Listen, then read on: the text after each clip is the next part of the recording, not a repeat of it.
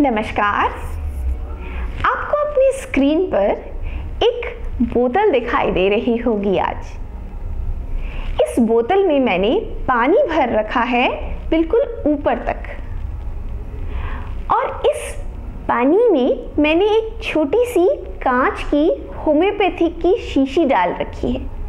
वो अभी आपको दिखाई नहीं दे रही होगी क्योंकि पानी भी ट्रांसपेरेंट है और अंदर की जो शीशी है वो भी ट्रांसपेरेंट है, पर मैं आपको अंदर की शीशी दिखा सकती हूँ। देखिए, एक मज़ेदार प्रयोग। ये शीशी मेरी बात मानेगी। तो मैं जब देखिए, ये शीशी नीचे आ गई, और जब मैं कहूँगी शीशी ऊपर चली जाओ तो ये ऊपर चली जाएगी। आपको शीशी दिखाई दे रही होगी क्योंकि इस शीशी पर मैंने एक लाल रंग का टेप लगा रखा है, और इसलिए आप शीशी की पोजीशन को देख सकते हैं। तो आप समझ गए होंगे कि ये मैं कैसे कर रही हूँ। ये मैं अपने हाथ से बाहर की जो बॉटल है उसके ऊपर दबाव को बदल रही हूँ, और इसके कारण से ये अंदर की जो शीशी है वो नीचे और ऊपर चल रही है। तो इसे समझने के लिए हम ज़रा इस बोतल को खोल कर देखते हैं कि असल में यहाँ हो क्या रहा है। तो यहाँ पर ये मैंने देखिए ढक्कन खोला तो आपको अंदर की शीशी फ्लोट होती हुई दिखाई दे रही होगी। इसे मैं बाहर निकालती हूँ।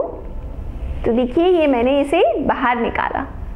अब आपको दिख रहा होगा कि ये जो शीशी है उसके अंदर पानी है और हवा है। और मज़े की बात है, इस बोतल को मैंने उल्टा पकड़ रखा है। इसका मुंह नीचे है, पर फिर भी इसका पानी बाहर नहीं गिर रहा है। तो ऐसा क्यों हो रहा है और ऐसा कैसे हो रहा है? अगर हम ध्यान दें तो ये बोतल का जो छोटा सा मुंह है उसके ऊपर एक कर्व्ड पानी की फिल्म बनी हुई है। इस कर्व्ड फिल्म पर जो टोटल फोर्सेस हैं वो 0 हैं, इसीलिए ये पानी बाहर नहीं आ रहा है बोतल से। तो इसके ऊपर फोर्सेस कौन लगा रहा है? अगर हम देखें ऊपर की तरफ के फोर्सेस इस फिल्म पर, तो बाहर की हवा फोर्स लगा रही है इसके ऊपर की तरफ, और ये पानी, अंदर का जो पानी है उसका सरफेस टेंशन भी इस फिल्म के ऊपर की तरफ है। तो फोर्सेस जो ऊपर की तरफ हैं वो बाहर की हवा के कारण और सरफेस टेंशन के कारण ऊपर की तरफ हैं, और नीचे की तरफ जो फोर्सेस हैं वो अंदर की जो पानी है उसके वेट के कारण, और जो हवा है वो हवा का भी अपना प्रेशर है, और ये सब मिल करके यहाँ पर इस झिल्ली के ऊपर टोटल फोर्स 0 कर रहे हैं, और इसीलिए ये पानी बाहर नहीं गिर रहा है। अब जब मैं इसे इस बोतल में डाल देती हूँ तो भी ये बोतल और बाहर जो इसका पानी है वो सब इक्विलिब्रियम में है। इसको निकालते टाइम मैंने जब इसको निकाला तो इसका थोड़ा सा पानी बाहर आ गया, तो मैं इसमें थोड़ा पानी और डाल दे रही हूँ ताकि ये बोतल फिर से भर जाए। अब अगर ऐसी अवस्था में मैं इस बोतल को दबाऊंगी तो ये पानी, बोतल का पानी, जो बाहर की बोतल है उसका पानी तो बाहर आ जाएगा। तो इसलिए मैं इसमें एक ढक्कन लगा रही हूँ, और ये ढक्कन मैंने यहाँ लगा दिया है।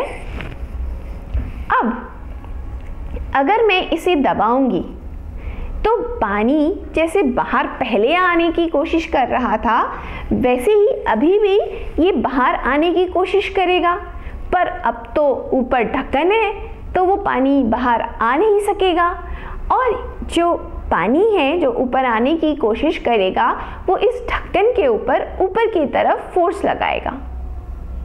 पर न्यूटन के तीसरे गति नियम के हिसाब से ये ढक्कन भी तो पानी पर नीचे की तरफ एक फोर्स लगाएगा, और इसके कारण से ये बड़ी वाली बोतल का जो पानी है उसका प्रेशर बढ़ जाएगा,